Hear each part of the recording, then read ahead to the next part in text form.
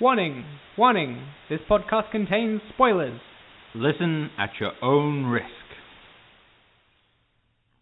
Welcome to Medium Shift, the podcast that investigates how stories stack up from medium to medium through the adaptation process. Today, we roll the dice to see who dies, who lives, and who done it in Clue.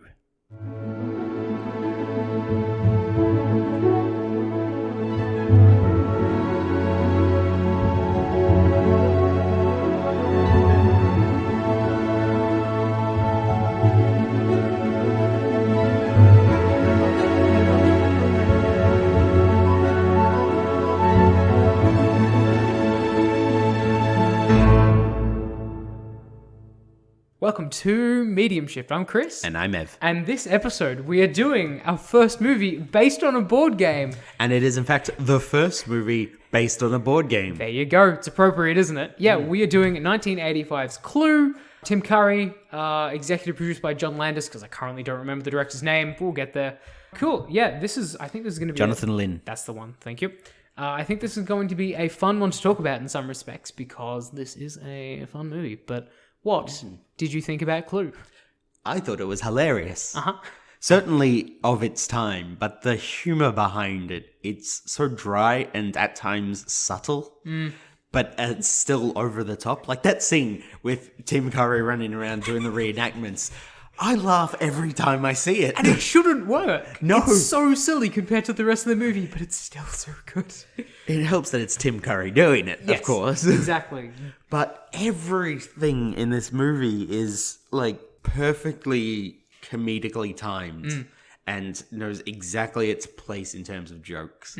And it even changes the sort of style of joke telling as it goes through the movie. I mean, the scene where they encounter both the dead cop and the dead Evelyn. The dead housemaid. Yes. Yeah, I know who you're talking about. Yep. And they just, after all the times of being shocked, they're just like, moving on. Yeah, that's right, but they just close the door. Yeah. Yeah. I feel like a lot of this episode is just going to be us like remembering jokes off the top of my head. It's been a few days since I watched this actually. I watched it over the weekend, but yeah. It's an absolute classic, Yeah. I think, in terms of comedy. It's not fantastic. It's not the best movie, but I think it's incredibly entertaining. It's incredibly of its time. Yep. But it is it definitely deserves the cult following that it currently has. 100%. Yeah. Had you seen this film before we decided to do an episode on it, or? I'd not seen it in its entirety, but I'd seen lots because it gets referenced a lot when you're talking about sort of cult classics and comedy and stuff. And just, I remember coming across just lists of all the best, these are the top 10 jokes from Clue, and well, this is why you should watch Clue. Yeah. And so I'd seen the trailers, I'd seen all these clips from it. I just hadn't seen it all sort of together with all three endings. Sure. Yep. And so you hadn't seen this at all? No, I had not seen this at all. So similar, I knew of this film mostly because of its cult status and things like that. So I sat down to watch this film. I knew it was a comedy. I knew that a lot of people. I knew it wasn't very critically well received at the time. It did really poorly, both at the box office and critically as well.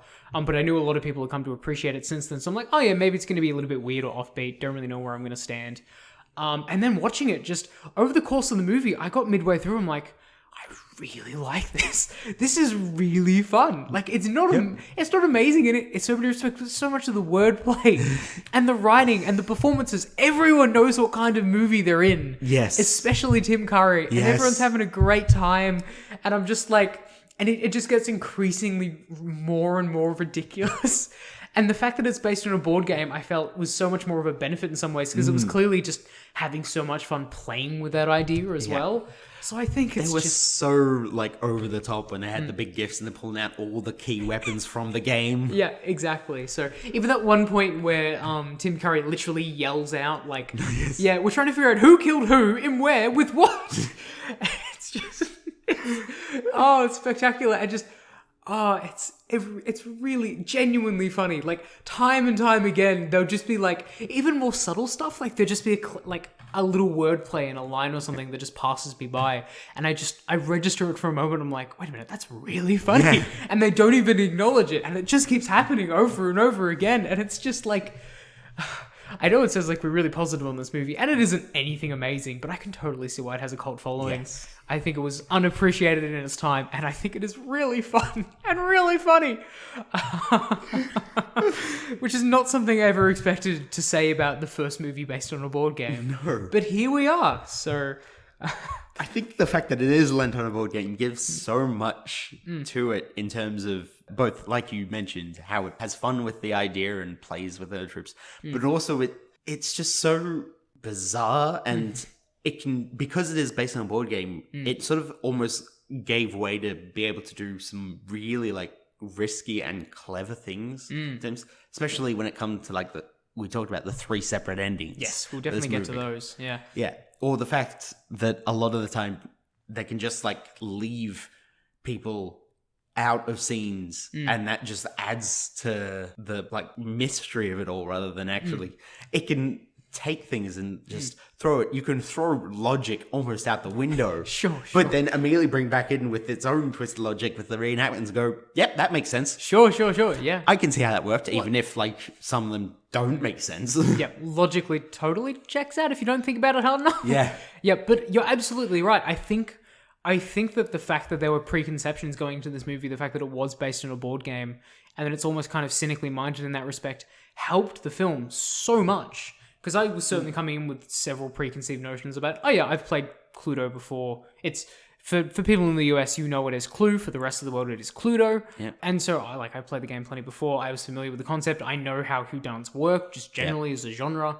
So I had a lot of certain expectations coming into it. And so when it started, not only indulging in those expectations, but also just taking them for a ride, I'm like, this is genuinely really fun, in a way that I wouldn't have expected based on my preconceptions going into it. So I think, especially when it comes to the 3 endings, I think is a really great way of, especially in 1985, of like kind of subverting expectations in a really interesting way, even if it is still very much in line with the fact that it is based on a board game. So it's super cool. Yeah, I never expected when we sat down to do an episode on Clue. Like we put it in the time because both of us had known about it. Neither of us had properly seen it. Yeah. We said, oh yeah, it's fun, but it's based on Cluedo. We've both played Cluedo. Makes things fairly easy to write on. I did not expect me to enjoy this as much as I did. So it was great. Yeah. And it is so over the top. I know I'm going straight into the endings again and incredibly spoilerific, but the fact that Reverend Green, who isn't even a reverend, turns out to be an FBI agent in one of the endings. Because why not? After Tim Curry turns out that, it was me all along, despite the fact that also doesn't make a whole lot of sense because he's the one just telling everyone who did it. Yeah, exactly. But the fact that it is just so fun. And everyone's just like, why don't you tell us why you did it? All right. Like, it knows how, like, logically inept almost that real whodunits kind of have to be in order to make the mystery and in order to get the correct... Yeah, depends on the quality of the whodunit. There's definitely a lot of trashy ones, but there's also a couple of really intimate, like, intricately crafted whodunits that I think are worth considering. Oh, yes, but even then you have to go in with the certain mindset that it is a mystery and there are certain liberties you have to take. 100%. No one's just going to, like, monologue about why they did certain things. For sure, yeah. And this one went, no one's going to do that. But hell, our characters are going to go over the top with it. Yeah, exactly. Because that's kind of what happens in the board game as well. Like we'll get into how it kind of plays on the whole idea of Cluedo, but the Cluedo board game, even though it is based on a whodunit mystery, there is no inherent logic to what the solution is. So basically, for people who haven't played Cluedo, you're going around this board in the shape of a mansion, constantly collecting cards to try and figure out what cards you don't have. So at the beginning of the game, you take a character, you take a weapon, and you take a location, and you kind of file them away, and it's all about figuring what those 3 items are. So there's no real logic or rhyme and reason. It's just a process of elimination, effectively. Exactly, process of elimination. And the movie kind of acknowledges that and then indulges in a way that it is kind of weird and lunacy. And, I mean, that's not to say that there aren't hints and teasers throughout the movie. Like, every now and then there's, like, a line or a reference or something. Like, I feel like that's going to be significant later. Yeah. And it definitely still does that. But it's more in, like, a kind of playful tongue-in-cheek way. In that it's not so intricately crafted that you need to see it multiple times to constantly get everything. It's having fun with the way it's constructed. Yeah, And it's having fun with its lack of logic. And it throws in all these like red herrings, like the whole communism Literal thing. red herrings. They've got like a coat of arms of like a hammer Yeah. and sickle up on the wall and a couple of... And at one point, I think there's a bust of Lenin as well. Yeah, They make it so clear that it's got something to do with communism. Yep. And the Red Scare and like the McCarthyism era. And then none of it plays into the final. Yeah. And none of the endings make reference to it. Intentionally so. It's just so And funny. that also adds to the game because for those who haven't played the game, there's a chance that you yourself might be the killer and you're the one. You can win the game by announcing that you are the killer after you discover it out yourself. Yep. Which I think plays into whole Waddlesworth's Yep. ending of him describing exactly how he did it with what weapons to essentially win. Yeah. He revealed himself to Yeah. win the game. So it's entirely true. It's so funny. Oh man, this movie should not work as well as it does. No. Certainly. And I think, look, part of me can kind of get why critics were kind of down at it in the time, and that a lot of people thought the 3 endings was a gimmick. Yep. It does kind of lag in momentum in the mid half. Yes. Especially going towards the end. Like, the most entertaining part of the film is especially, like, all the kind of the setup and everything, and then just after the first murder. But by the time they split up and they're wandering around the house and everything, it kind of loses steam a little bit. Yeah. But, I mean, that being said, I still think there's a lot of really fun and inventive stuff there. And I'm glad that over the years it has developed at least people who appreciate it, because I think it absolutely deserves that. So, And it's one of the few times I think you can get good, solid murder mystery and still have rewatchability. Because anyone literally could have been the murderer, it doesn't matter as much. And so you can go back and just listen to it again and just start picking out all these potentials that won't have mattered in whatever ending you saw first. Yeah. Or if you saw all 3, you can still go back and just go, okay, clearly they're all the murderers or just one of them's a murderer. It doesn't matter. exactly. Like, you can watch the rest of the film, the previous part of the film, in like 3 different lenses based on what ending you're kind of prioritizing in that way, which I think is really funny and a really amusing way in a whodunit as well, because it kind of trivializes it in a way. Because, I mean, it's not like there's no definitive reveal, this is the murderer and this is what it's been building towards.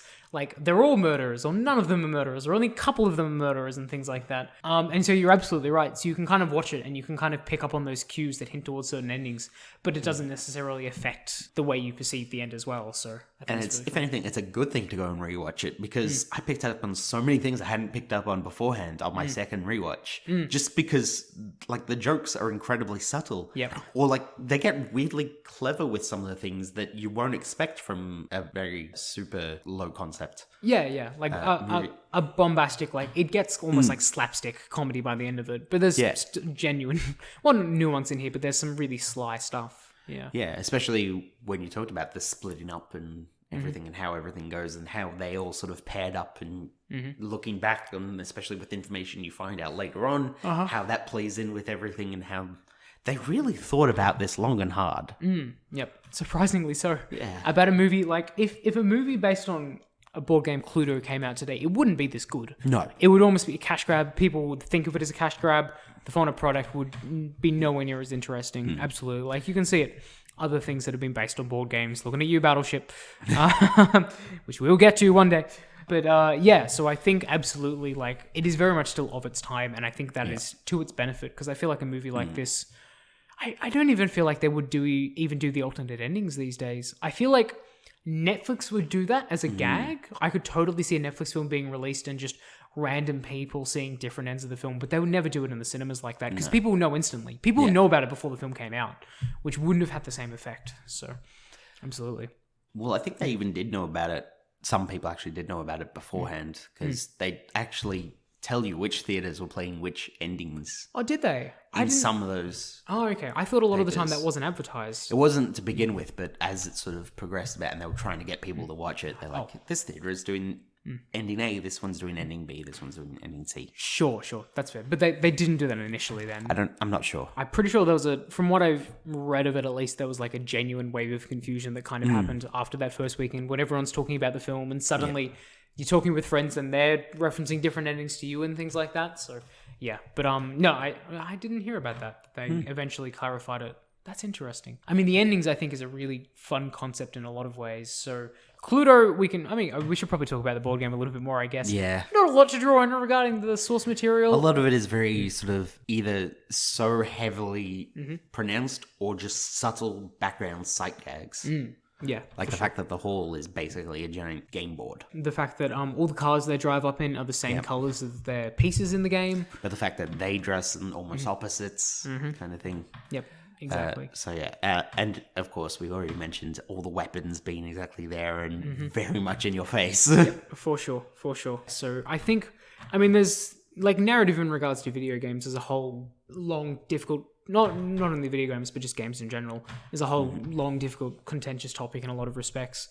But one of the things people talk about is regarding what you can kind of be argued as emergent narrative, which occurs during a game where it's not a narrative pre-designed in, like, say, for example, if you're playing a video game like Super Mario Bros., the overall scripted narrative is you're going to save Princess Peach from Bowser, but the emergent narrative would be Mario jumps on this Goomba, Mario jumps over this platform, Mario hits a spike and has to go back and things like that. It's kind of the narrative of you playing the game.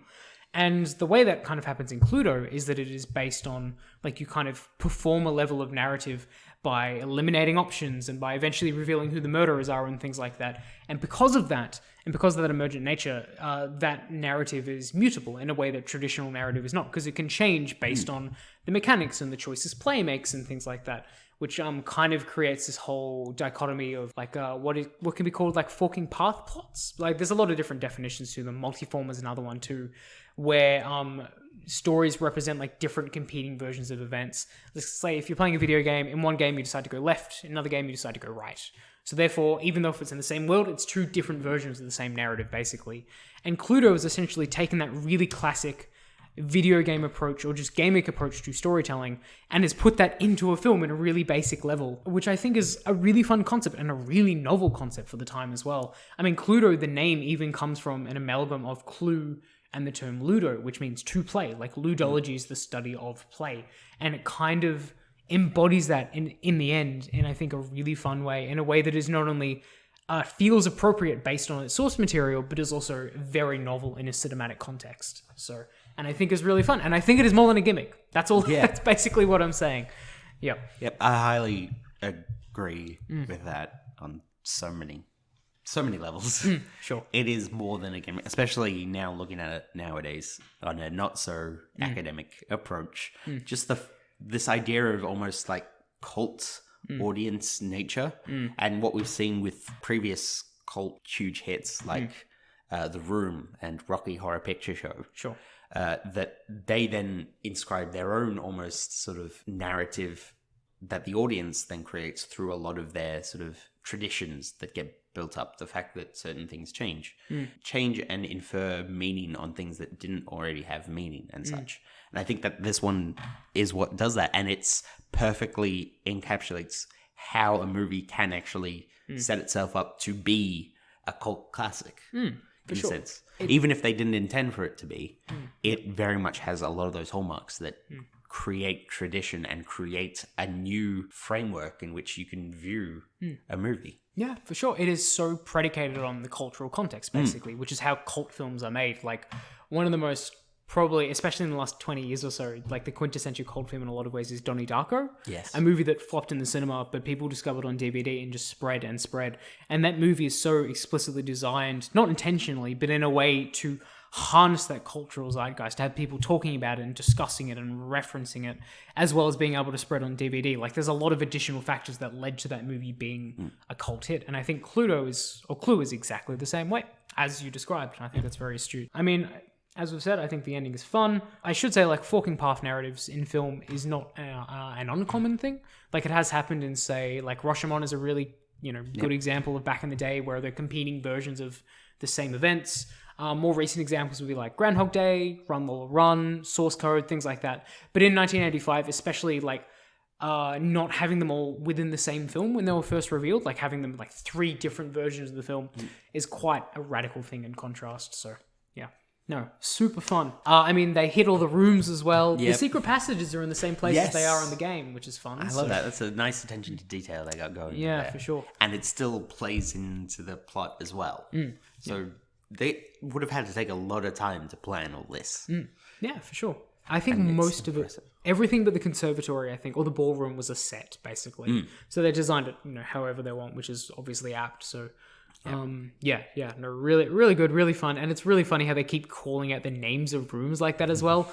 Like, once again, it's like, it is very clearly in your face about all the motifs and details from the board game, which I think is fun. Wadsworth, the character played by Tim Curry, it is Wadsworth. I just checked the name before, not Waddlesworth. Waddlesworth does sound like a butler's name, though, if I'm being honest. I mean, it sounds like a penguin. It does. Yeah, Pennyworth. If Alfred Pennyworth was turned into a penguin, he'd be called Waddlesworth. Yeah, so there is no butler in the original game. There is a Cluedo DVD version, which I played a lot growing up, that has a butler. But obviously they came out like 20 years after this movie. But I mean, it is still a fairly straightforward addition to it. Mr. Body was originally going to be the victim in all the games too. He's called Mr. Black in the rest of the world as well. Yep. Which Dr. Black, I think. yeah, possibly. Get it right. My bad. Yeah, and He didn't get that fake PhD for nothing. that's true. Really fun fact. Apparently, I don't know how accurate this is because I'm only trusting IMDb trivia, but the actor playing Mr. Body, leaving, was cast because of the pun leaving, as in leaving soon, because he's gonna die first. I don't know if that's intentional, but that feels like the kind of gag that this movie would try and pull, which once again, super fun. Yeah, so a lot of that. Mr. Body dies in this, very similar to the board game as well. Splitting up and searching around the house, not necessarily in pairs, but that's generally what the mechanics of the board game is based on. It's that looking for evidence and such. Additional people don't get killed off in the board game as well. It's only the ones in the beginning, but that's kind of that movie thing where you need a constant escalation of tension. Like, people are being picked off one by one, which is a classic kind of whodunit, raising the stakes as well as also for the audience eliminating suspects as you go. So there's still very much a lot of movie influence, especially whodunit, like Agatha Christie influence. But I think the basic ethos of what the board game is very much there and is still very much being made fun of and having a lot of fun with. Is there anything else we want to talk about in regards to the game? Film? Do we just want to keep referencing all the jokes that we really like? I'm down with referencing jokes. The red herring one really got me, just for the double entendre as well. So, and the reference to what was it? Frankly, my dear, I don't give a damn. Yeah, exactly. The Gone with the Wind chorus. Yes. Oh, that was so good.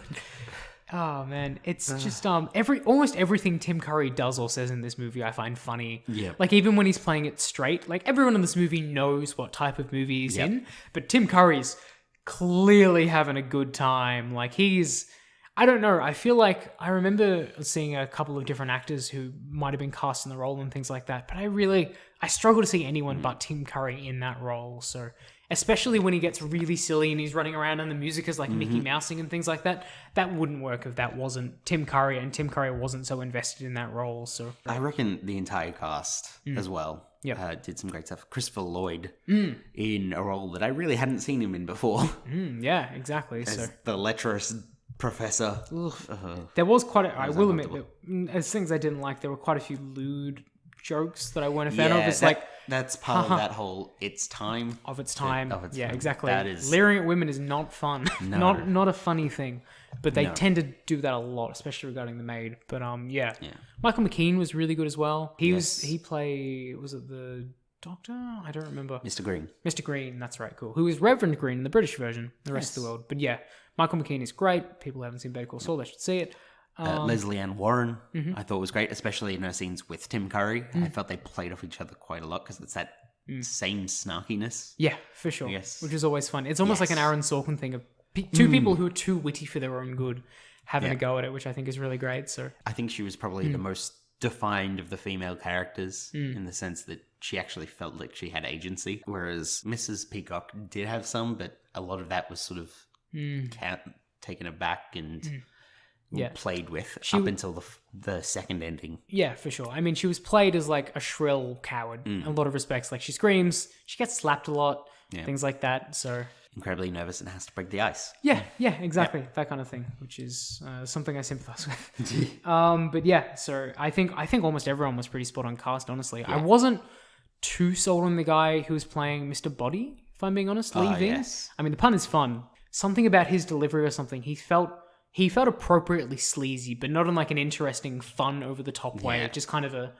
kind of, it almost felt like a forgettable villain of the week character in a Law and Order show or something like that. It's like, if he would be the hammy one if he was in a regular movie. But in this movie where everyone is hammy, he doesn't make it all that way. He feels flat in comparison. Yeah. Yeah, for sure. Which just speaks to the way that everyone else is being played, so which I think is super fun. So, but I mean, he dies first, so we get the least amount of him anyway. Yeah. So, yeah, He's kind of just there as a plot point rather than a character. Yeah, for sure. So, which I mean is obviously appropriate considering that is what he is in the board game.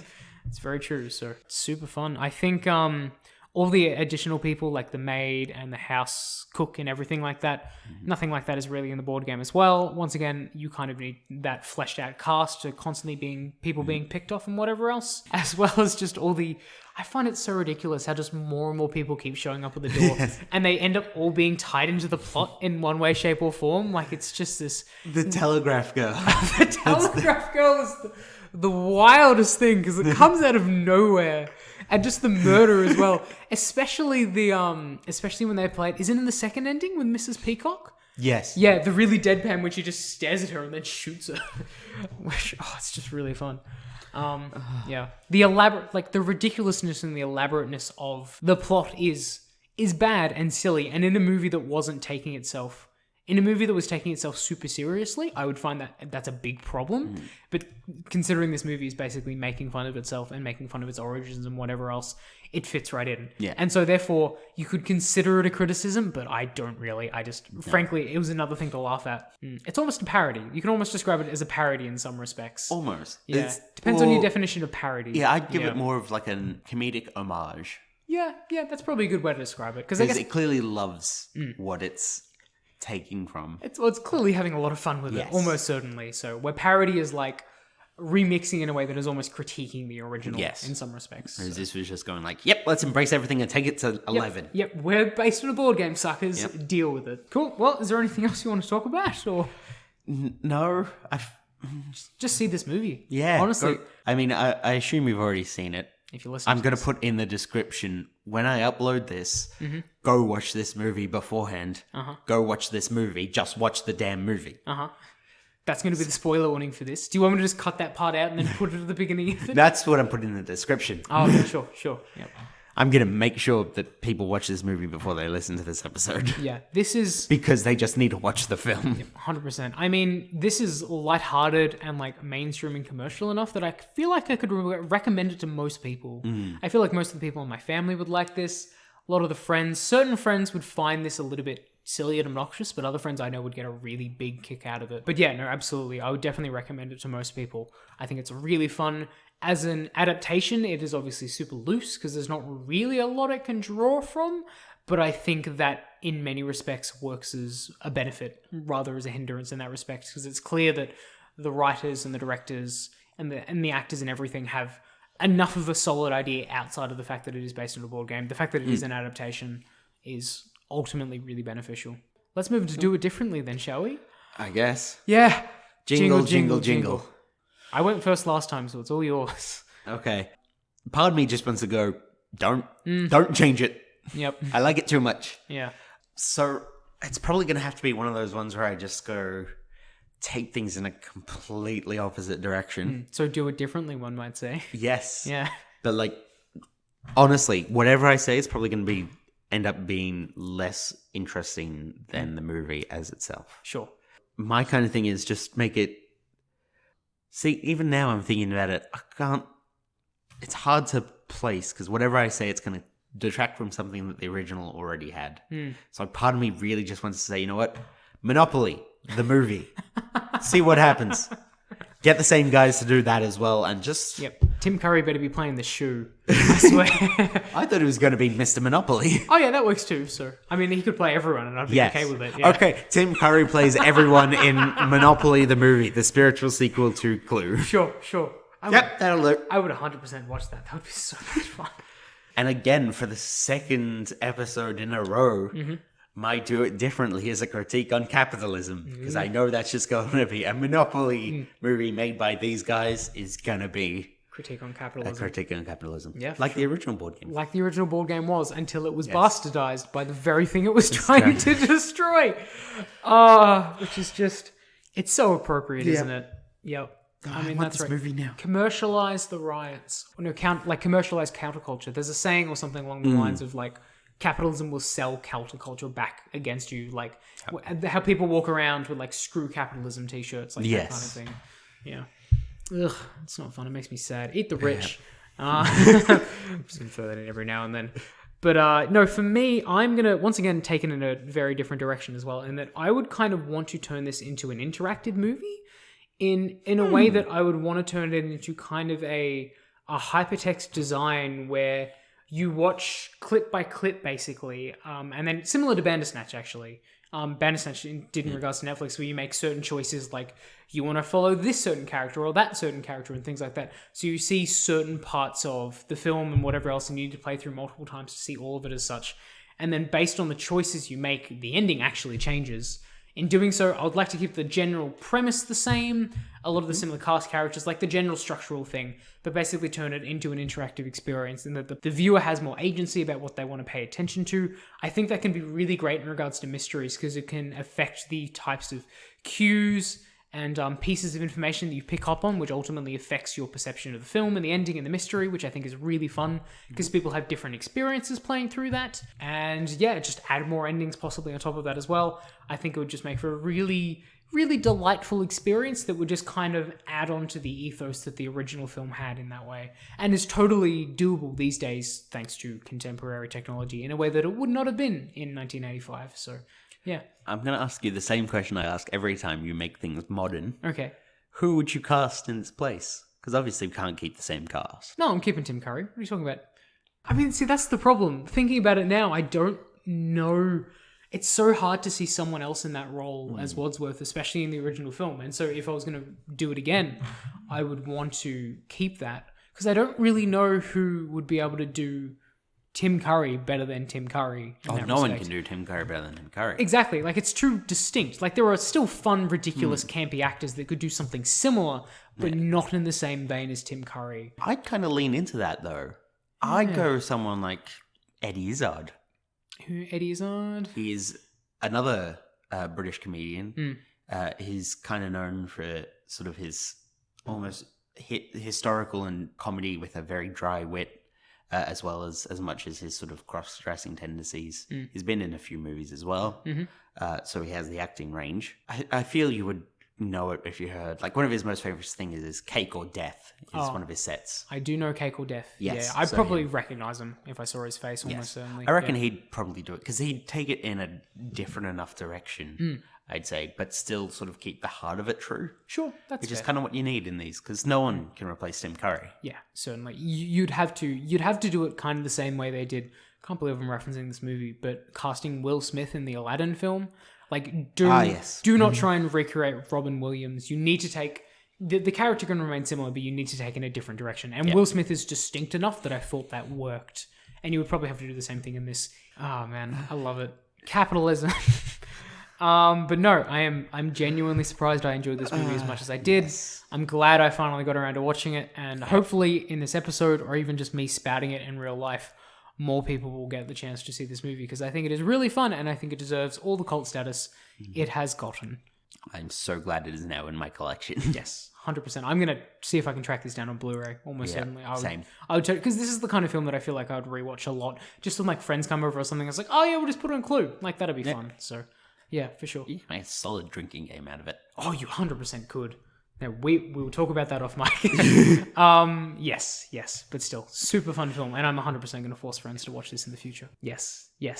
What have you got to recommend based on this episode, or just in general?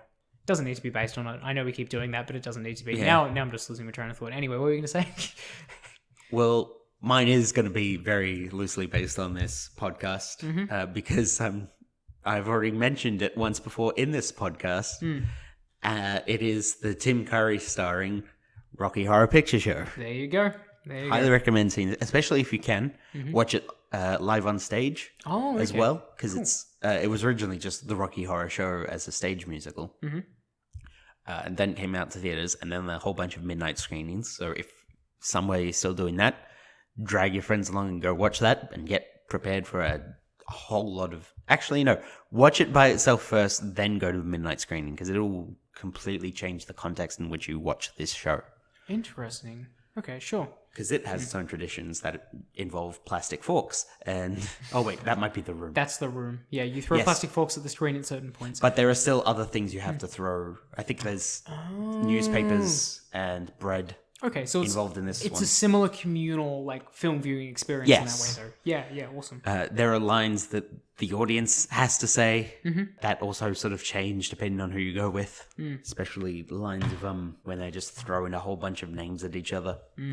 If you've seen this movie, you know which scene I'm talking about. Yep. Which, ashamed to say, I have not, but I will at some point. I will sit you down and force you, I know. Clockwork Orange style, to watch this film. Just tear open my eyes. Yep. Ugh.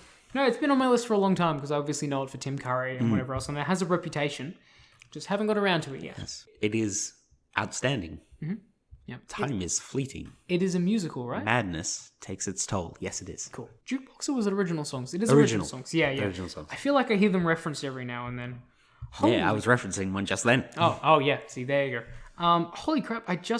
I've never made this. I don't know why, but I'm looking through Tim Curry's filmography right now. Have you ever seen Garfield 2? No, but I know who's in it. He voices the alternate, like Yes. the fancy cat lookalike in Garfield 2. I've never made that connection before. That movie's terrible. Don't see it. Now that we've got it all out of the way, yeah, I was just going to run Hunt for Red October because it's a smaller role in that film, and he's still playing it quite serious. But something about his face or his cadence, it's still kind of fun. And Hunt for Red October, for people who don't know, it's based on a Tom Clancy novel. Very much height of the Cold War, kind of similar to this film in a number of ways, just more explicitly about it rather than it being a red herring. Yeah, so just a really solid, kind of classic action movie in a lot of respects, which Tim Curry's not really in, but I think as an amazing and comedic actor as he is, I think the one thing that is lost for a lot of people when it comes to comedic actors is that they can be really, really good when they take dramatic turns. So, yep. Which Tim Curry doesn't really do in this movie because it's not a big role, but even so. Well, thank you to everyone who listened to this episode of Medium Shift. We can be found at mediumshift@gmail.com. Feel free to send all of your love letters to Tim Curry. We'll pass them on. He's currently living in our basement, dressed as a clown.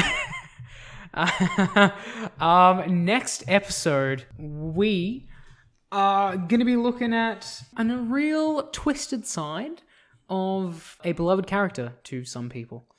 We're looking at Injustice 1 and 2, the video games. Yes, video games. Based on, Superman basically turning evil as we all assumed he inevitably would. Because if God is all powerful, he cannot be all good. I can't believe I just quoted Batman v Superman. And on that note, fare thee well. It was me! I killed him! Crap, we're still recording, aren't we?